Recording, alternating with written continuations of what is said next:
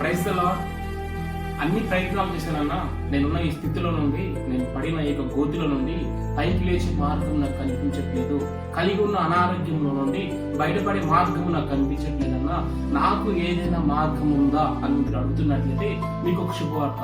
పరిశుద్ధ గ్రంథంలో ఎవరైతే కన్నీరు కార్చారో, కన్నీరు కార్చి ప్రార్థించిన ప్రతి ఒక్కరి ప్రార్థన ప్రభు విన్నాడు. వినడమే కాదు, వారికి శ్రేష్టమైన జవాబులను ప్రభు అనుగ్రహించాడు.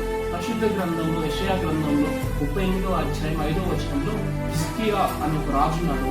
ఆయన మరణకరమైన రోగం కలిగి ఉన్నప్పుడు అతడు కన్నీటితో ప్రార్థన చేసినప్పుడు ప్రభు అతనికి 18 సంవత్సరాల ఆయుష్ను అనుగ్రహించాడు. మార్తా మరియ తన సహోదరుడు మరణించాడని ప్రభువు సన్నిధికి వెళ్ళి ఏడ్చినప్పుడు వారి కన్నీరు చూసిన దేవుడు కదిలిపోయాడు. తన తమ్ముడిని తిరిగి తనకు అనుగ్రహించాడు. పరిశుద్ధ గ్రంథంలో మీరు ఎవరినైనా చూడండి, హన్న కన్నీటితో ప్రార్థించినప్పుడు సమూయేలు వంటి గొప్ప ప్రవక్తను కుమారుడుగా అనుగ్రహించాడు. నీవు నేను ఆరాధించేది కూడా అదే దేవుణ్ణి. వారు ఏ దేవుడినైతే ఆధారం చేసుకున్నారో, వారు ఏ దేవుడినైతే ఆరాధించారో, ఏ దేవుడికి ప్రార్థన చేశారో, మనం అదే దేవుడికి ప్రార్థన చేస్తున్నాం. అదే దేవుడు మన కన్నీరు చూస్తున్నాడు. కన్నీరు చూడటమే కాదన్నా, మన ప్రార్థనలకు జవాబు ఇవ్వడానికి ఆయన చాలిన వాడుగా ఉంటున్నాడు. ప్రార్థించే వారిగా మీరు ఉంటున్నారా? ఈ ప్రపంచంలో ఉన్న అన్ని ప్రార్థనల కన్నా అతి శక్తివంతమైన ప్రార్థన కన్నీటి ప్రార్థన. మనం కన్నీరు కాచి దేవుని సన్నిధిలో దివారాత్రులను మొరపెట్టినట్లయితే మన కన్నీరు చూస్తున్న దేవుడు ఆయన కదిలిపోతాడంట.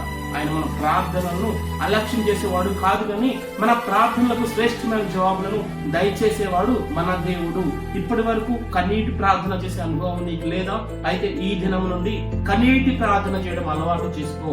నీ కష్టంలో, నీ శ్రమలో, నీ ఇబ్బందుల్లో, నీ బాధలో, నీ వేదనలో నువ్వు కార్చాల్సింది కన్నీరు. అది మనుషుల ముందు కాదు, దేవాది దేవుడైన ఆ పరలోకము నుండి నిత్యం మనల్ని గమనిస్తూ మన ప్రార్థనకు జవాబు దయచేసే ఆ ప్రభు ఎదుట నువ్వు కన్నీరు కార్చినట్లయితే ఆయన నీ కన్నీటిని వృధాగా పోనివ్వడు. నీ కన్నీటికి శ్రేష్టమైన జవాబులను దయచేయడానికి చాలిన వాడు. చెవిగలవాడు ఆత్మ చెప్పుచున్న మాట వినుగాక.